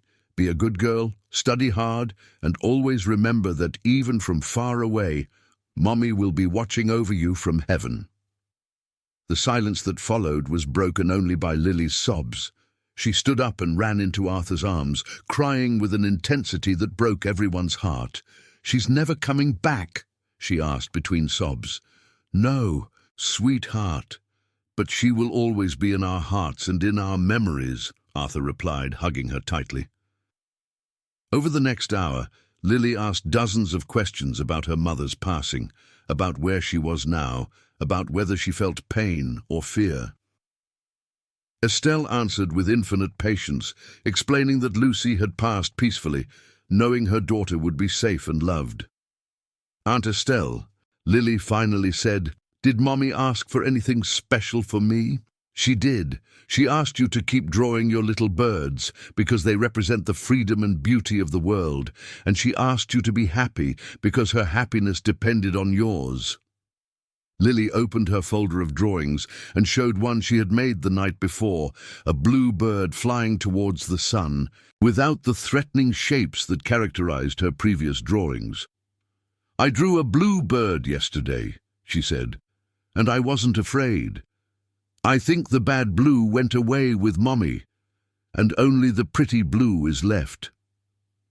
It was an extraordinary milestone in Lily's recovery. She had managed to reframe the color that had terrified her for months, transforming it from a symbol of loss into a symbol of connection with her mother. At the end of the session, Dr. Delilah asked a crucial question. "Lily, next week, some people will talk to you about where you want to live. Who would you be happiest with?" Lily looked alternately at Arthur and John, then at Estelle, who'd become an important maternal figure in her life. "Can I live with both daddies?" she asked, "and visit Aunt Estelle sometimes?" "Of course you can," Arthur replied, relieved by the simplicity of the answer. "And can I keep seeing Dr. Delilah to talk about Mommy?" "Whenever you want," Delilah promised. When they left the office, Lily was visibly lighter, as if a huge weight had been lifted from her shoulders. She walked between Arthur and John, holding both their hands, chattering about the birds she saw in the trees, and asking if she could plant flowers in Arthur's yard. "What are the flowers for?" Arthur asked. "For Mommy to see from heaven. She always liked colorful flowers." That afternoon, the three of them went to a nursery to buy flower seedlings that Lily carefully chose: sunflowers, red roses, and surprisingly, some blue violets. "I'm sure now that blue can be pretty," she said, holding the violet seedlings. "Mommy is showing me that." While they planted the flowers in Arthur's yard, Lily told stories about her mother that she hadn't shared before. Happy memories of afternoons cooking together, of songs Lucy used to sing, of games they played on weekends. "You know what's funny?" she said, as she watered the newly planted seedlings. "Now that I know Mommy is in heaven, I'm not afraid of her being gone anymore, because in heaven she's not sick and she's not sad." The emotional maturity of the 4-year-old girl impressed both men. Lily had found a way to process her loss that allowed her to maintain a connection with her mother without being trapped by the trauma of separation. That night, when he put her to bed, Arthur asked if she wanted to talk more about her Mommy. "No need," she replied, already sleepy. "Now I know where she is, and I know she's okay. And I know you two will take care of me like she did." "Forever," Arthur promised, kissing her forehead. "Forever," Lily repeated, already falling asleep with a serene smile on her face. The second hearing at Child Protective Services took place on a sunny Monday morning, 3 days after the revelation about Lucy. This time, Lily was present, wearing a yellow dress she had specially chosen for the occasion, because, as she put it, it was the color of Mommy's happiness. The room had been rearranged to look less formal and intimidating. Colorful toys decorated a low table, and the chairs were arranged in a circle to create a more welcoming atmosphere. Dr. Fields, Mary Jo, and Brenda were present, along with Dr. Delilah as an observer. "Lily," Mary Jo began with a gentle smile, "do you know why we are all here today?" "To talk about where I'm going to live and with whom," Lily replied with surprising naturalness, "and for you to see if I'm happy." "Exactly. And are you happy?" Lily thought for a moment, tilting her head in a way that reminded Arthur of when he was concentrating. "I'm sad because Mommy went to live with God, but I'm happy because I have 2 daddies who love me very much." Dr. Fields leaned forward. "2 daddies. Can you tell us about them?"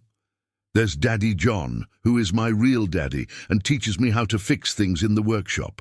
And there's Uncle Arthur, who is also like a daddy because he found me in the river and takes care of me every day. Lily stood up and went to her folder of drawings. Can I show you a drawing of our family? She'd made a new drawing especially for this occasion. A large house with 3 figures in front, her, Arthur and John, and above them a small female figure inside a white cloud, surrounded by colourful birds. "This is Mommy in heaven," she explained, pointing to the figure in the cloud. "She's looking at us, and she's happy because I have a family that loves me."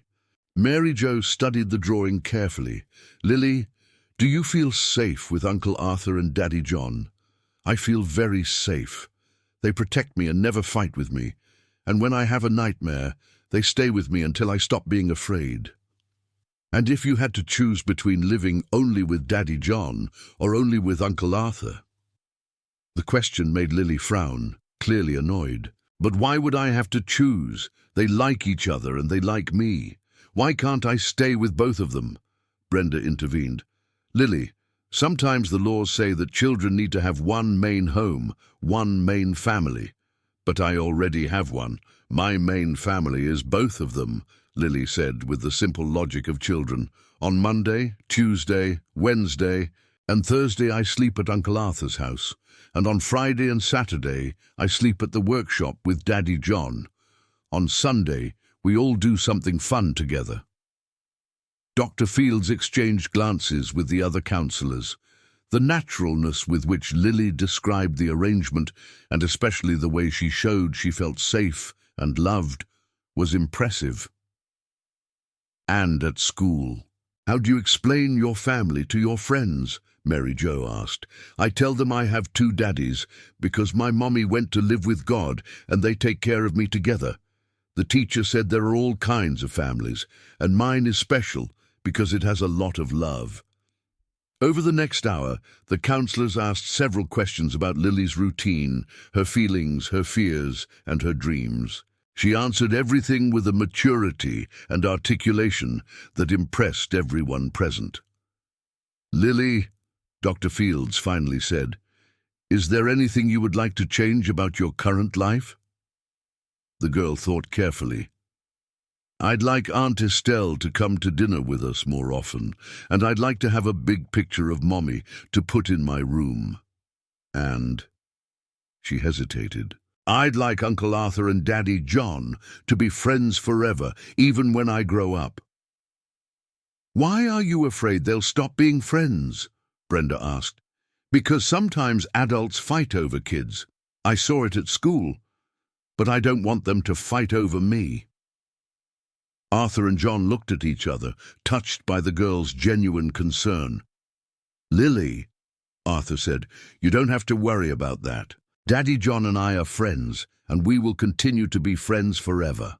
"Promise?" she asked. "We promise," John said firmly. After the interview with Lily, the counsellors asked her to wait in another room while they deliberated.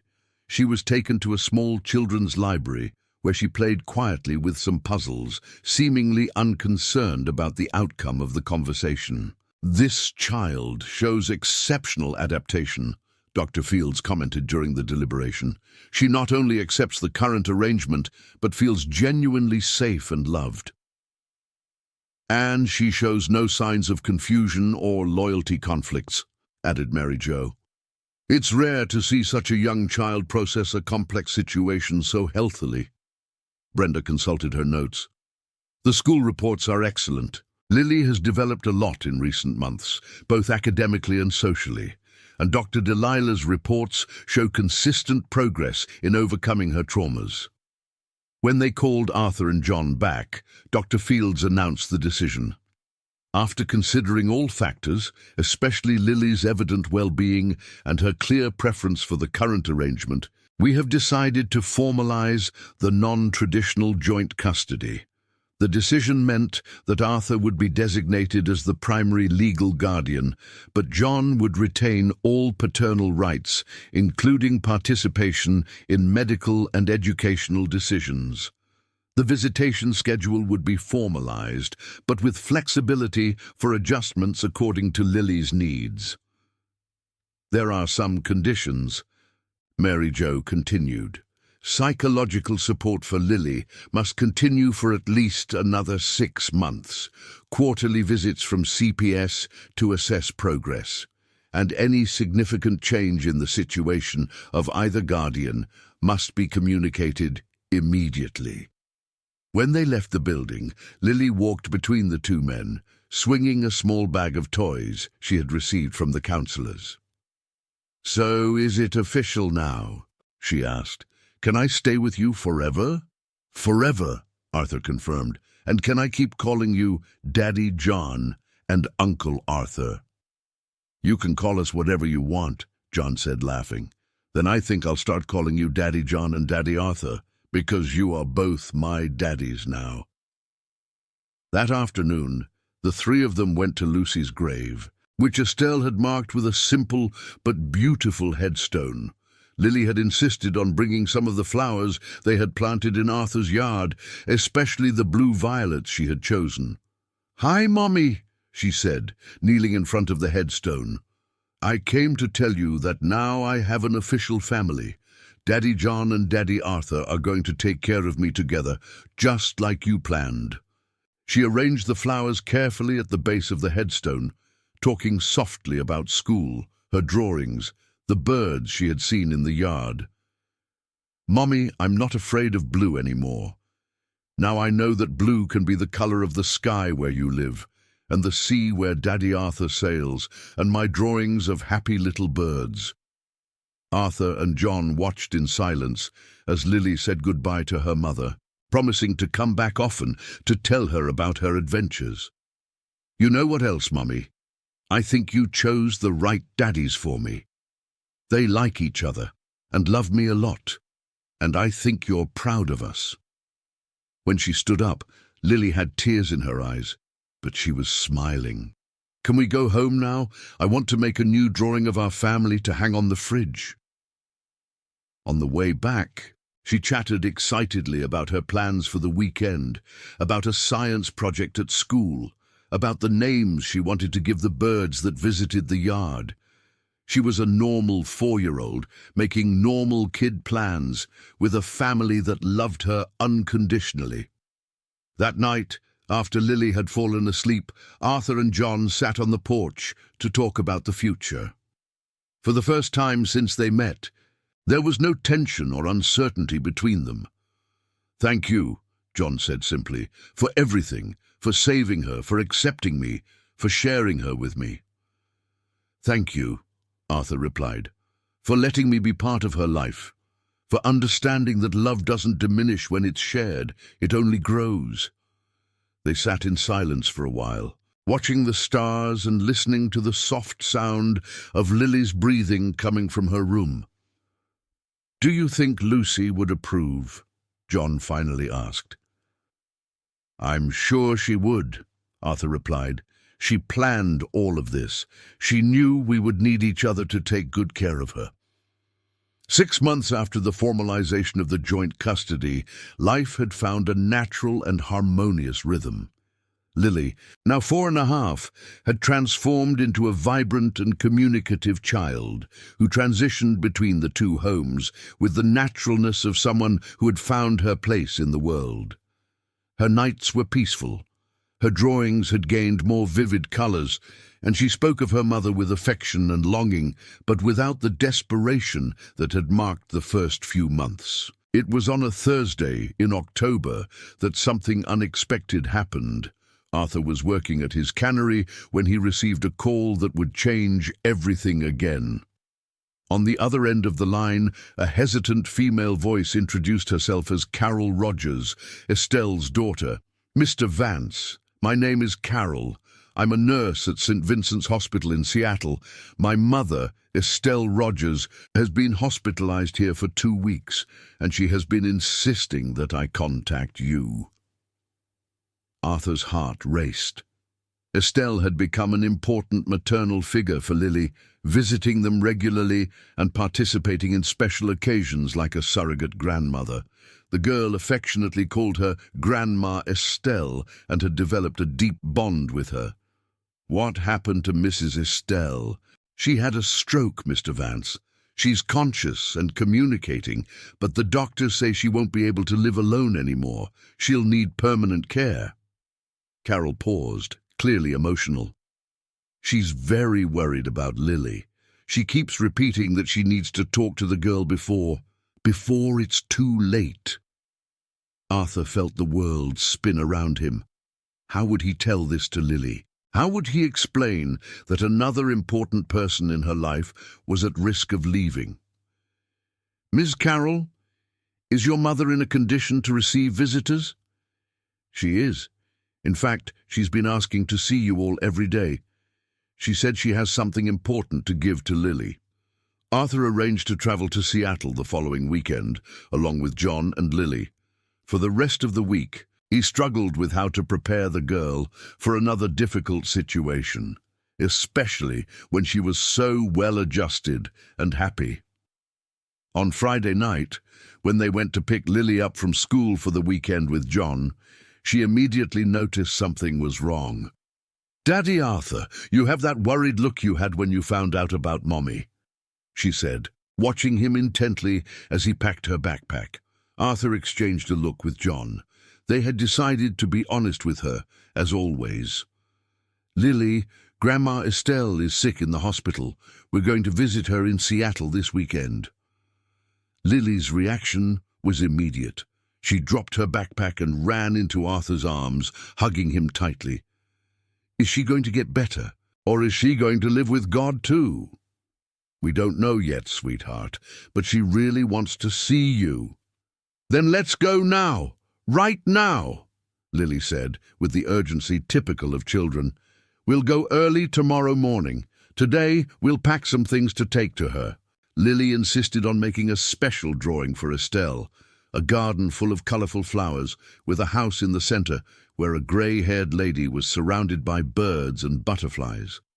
On the drawing, she wrote in her still shaky, childish handwriting, "For Grandma Estelle, with love from Lily." The trip to Seattle took 4 hours, with Lily asking incessant questions about hospitals, medicine, and how people are when they're sick. John and Arthur answered patiently, gradually preparing her to see Estelle in a different condition. "Daddy John, when Mommy was sick, did she look different?" she asked during the drive. "She got thinner and weaker, but she was still the Mommy who loved you," John answered carefully. "So Grandma Estelle will still be Grandma Estelle, just a little different?" "Exactly," Arthur confirmed.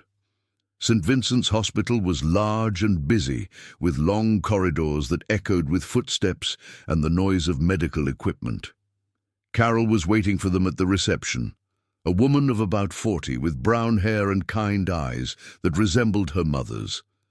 "Lily," Carol said, crouching to be at the girl's level, "your Grandma Estelle has been talking about you every day. She's very anxious to see you."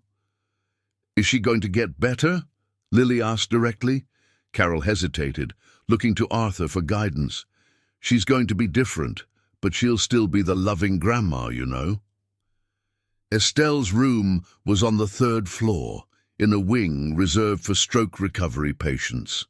When they entered, Lily stopped at the door, observing the woman in the bed, visibly more fragile, with machines connected to her, and the right side of her body clearly compromised. "Grandma Estelle?" Lily said hesitantly. Estelle's eyes lit up when she saw the girl. Although her speech was a bit slurred due to the stroke, her mind was clear and her emotion was evident. "My dear girl," she managed to say, extending her left hand towards Lily. The girl approached the bed and held Estelle's hand carefully, as if afraid of hurting her. "I brought you a drawing," Lily said, showing the colorful paper. "It's a beautiful garden where you can walk when you get better." Estelle examined the drawing with tears in her eyes, touching every detail with a trembling finger.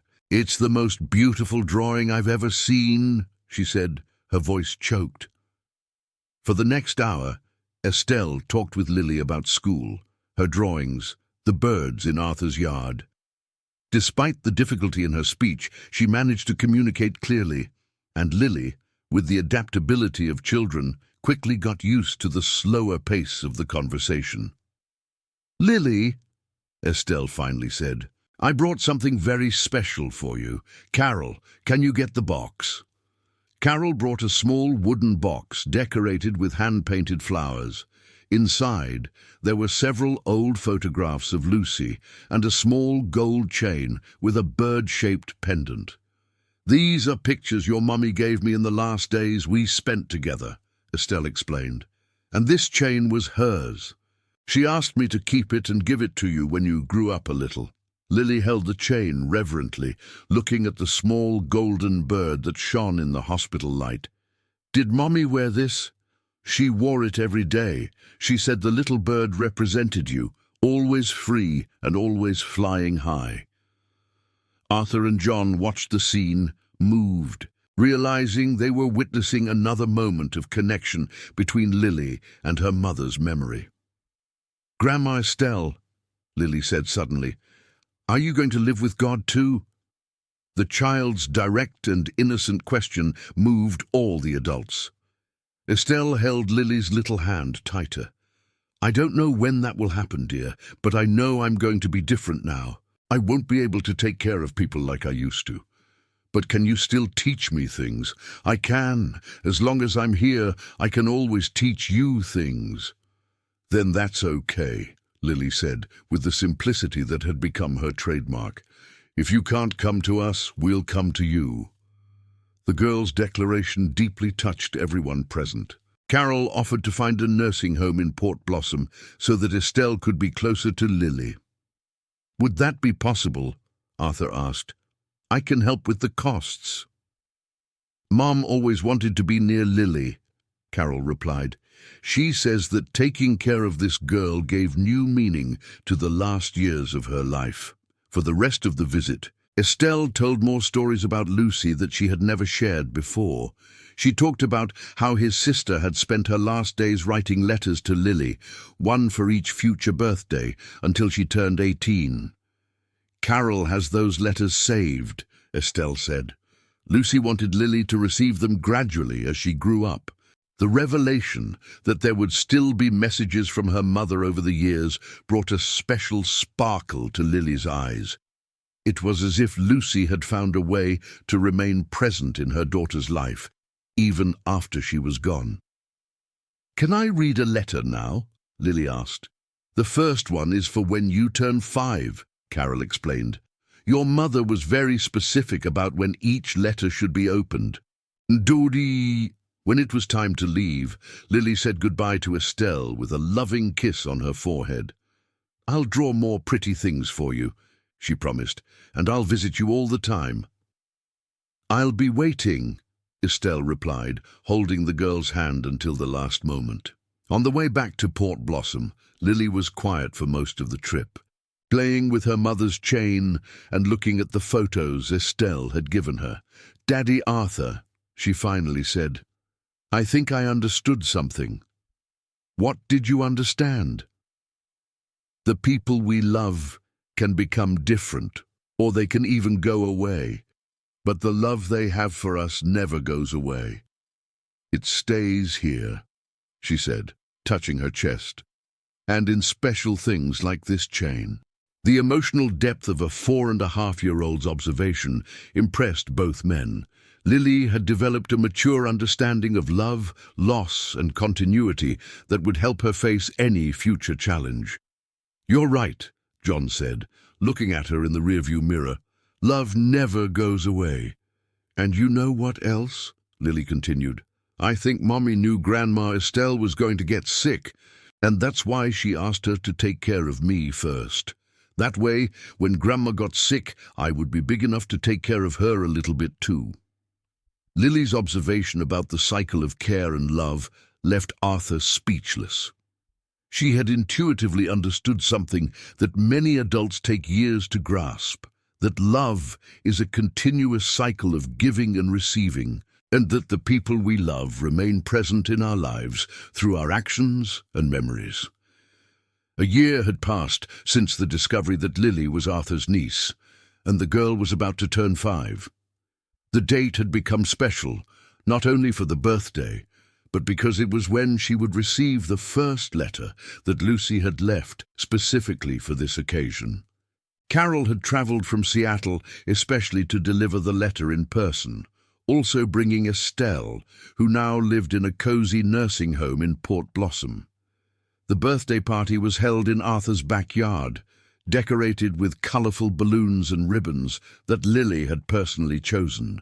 She had insisted that all colours be represented, including blue, which she now associated with the beautiful things in life, the sky where her mother lived, the sea that Arthur loved so much, and the free birds in her drawings. "How old are you turning again?" John joked, pretending to count on his fingers with exaggeration. "5?" Lily shouted, laughing and showing all the fingers of one hand. "And now I'm a big girl." The guests included classmates from school, neighbours who had become chosen family, Dr. Delilah, Brenda, Samuel, who had become a loving grandfather figure, and especially Carol and Estelle. The house was filled with laughter, conversation, and the aroma of the chocolate cake that Lily had helped make the day before. During the afternoon, while the children played in the yard, Lily approached Carol with the seriousness that had become characteristic when she spoke about important matters.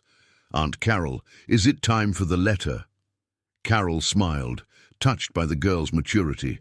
"I think so, dear. Do you want to open it in front of everyone, or would you prefer a moment just for us?" Lily looked around, observing all the people she loved gathered in her yard. "I want to open it in front of everyone. Mommy is part of our family, so her letter is too." Carol went to get the letter from her bag, a pink envelope with the name Lily, 5 years, written in Lucy's careful handwriting. When she returned, all the guests gathered around, instinctively forming a circle of support around the birthday girl.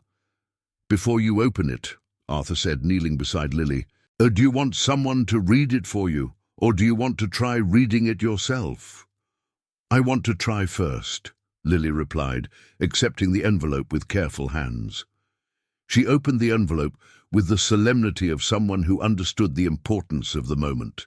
The letter was written in block letters, in simple language that Lucy had chosen specifically so that a 5-year-old could understand. "My dearest little sweetheart," Lily began, reading slowly, "if you are reading this letter, it means you are already a big girl of 5. Mommy is very proud of you." When she came to the more difficult words, John helped her gently, but Lily managed to read most of it herself. The letter talked about how Lucy imagined her daughter would be growing up, about the things she hoped she was learning in school, about the drawings she was probably still making. "I hope you still draw little birds, because they represent the freedom and beauty I always wanted for you. And I hope you are no longer afraid of blue, because blue is the color of the infinite sky where Mommy lives now, watching you grow up and be happy." Tears streamed down Lily's face, but she continued to read with determination. "I know that Uncle Arthur is taking very good care of you. He was always the kindest brother a person could have, and now he is the best uncle a girl could want. And I know that Daddy John loves you more than anything in the world, as he always has." The final part of the letter contained a surprise that no one expected. "Lily, there is something special that Mommy left for you besides the letters. In Aunt Estelle's garden, near the red rose bush, there is a small box buried with some treasures I saved for when you turned 5. Ask Uncle Arthur to take you there." The garden of the house where Estelle had lived was just a few blocks away. Carol had kept the property exactly as her mother had left it, occasionally using it to stay during her visits to Port Blossom. The whole party moved in a cheerful procession to Estelle's house, with Lily running ahead, eager to discover what treasure her mother had hidden for her. The garden was a bit overgrown, but it still retained the careful beauty that Estelle had maintained for decades. The red rosebush was in the left corner of the garden, surrounded by beds of medicinal herbs. Using a small shovel that John had brought from his workshop, they dug carefully around the roots until they found a decorative metal box wrapped in plastic for protection against moisture. "I want to open it," Lily said, receiving the box from Arthur's hands. Inside the box were several carefully arranged items. A small photo album with pictures of Lily from newborn to just before Lucy's departure. A small children's storybook with a handwritten dedication, some miniature toys that had been special to Lily as a baby, and an additional letter marked, "For when you find this treasure." The second letter was shorter, but contained a revelation that moved everyone. "My dear, if you have found this box, it means our family has come together as I always dreamed. Uncle Arthur, Daddy John, Grandma Estelle, and you, all taking care of each other like a real family. This was my last wish, that love would keep us united even when I could no longer be physically present." Lily closed the letter and looked around at all the people watching her with love and affection. Then, with the surprising wisdom she had developed through her experiences, she made a statement that touched the hearts of everyone present. "You know what I think?" she said, hugging the box to her chest. "I think Mommy didn't really go away. She just changed places. Instead of being here with me, now she's spread out in all the people who love me." She pointed to each person around her. "She's in Daddy John when he teaches me new things, in Daddy Arthur when he takes care of me, in Grandma Estelle when she tells me stories, in Aunt Carol when she brings special letters, in Grandpa Samuel when he teaches me about fish." The girl's profound perception of how love perpetuates through human relationships left all the adults in respectful silence. At 5 years old, Lily had understood something that many people take a lifetime to grasp. "And you know what else?" she continued, now with her eyes shining with pure joy. "I think I have a little bit of Mommy in me too. When I draw, when I take care of the little birds, when I help someone who is sad, Mommy is in me too." Arthur knelt beside her. Two moved to speak. John joined them. And soon the entire chosen family was gathered in a collective hug in the middle of Estelle's garden, surrounded by the scent of roses and the song of birds that had become such an important part of Lily's life. "Do you know what the best part of all this is?" Lily said when they separated from the hug. "What is it?" Estelle asked, drying her own tears. "It's that now I'm sure that no one I love ever really leaves. They might get sick, they might change, they might even go to live with God, but they will always be here," she said, touching her heart, "and here," she touched her head, "and in all the beautiful things they taught me." As they walked back home to continue the birthday party, Lily walked between Arthur and John, holding both their hands, chattering excitedly about plans to plant a new garden in the yard, where she could grow the same flowers her mother loved. "And we're going to make a special corner for the birds," she said, "with a little house and special seeds. That way they'll always know that this is a place of love." The sun was beginning to set over Port Blossom, painting the sky in shades of gold and pink. Lily stopped to watch the colors, smiling as if she were seeing a personal message. "Look at the sky," she said, pointing to the colorful clouds. "I think Mommy is painting a special present for my birthday." And there, in that perfect moment, with her unconventional but deeply united family walking by her side, Lily understood that she had found something even more precious than the treasure hidden in the garden. She had found the true meaning of unconditional love, of chosen family, and of the way the people we love continue to live on through us. The girl, who had been found on the pier of Willow Creek, traumatized and lost, had transformed into a secure, loved and wise child. Surrounded by a family that proved daily that true love knows no limits or conventions, it only multiplies when shared with generosity. And so, with a heart full of gratitude and arms laden with treasures left by a mother who loved her infinitely, Lily moved towards the future knowing she would never truly be alone again. If you enjoyed this video, please subscribe to my channel. I promise to bring you videos every day that will make your life happier. Comment what you thought of my story with a score from 0 to 10, and thank you so much.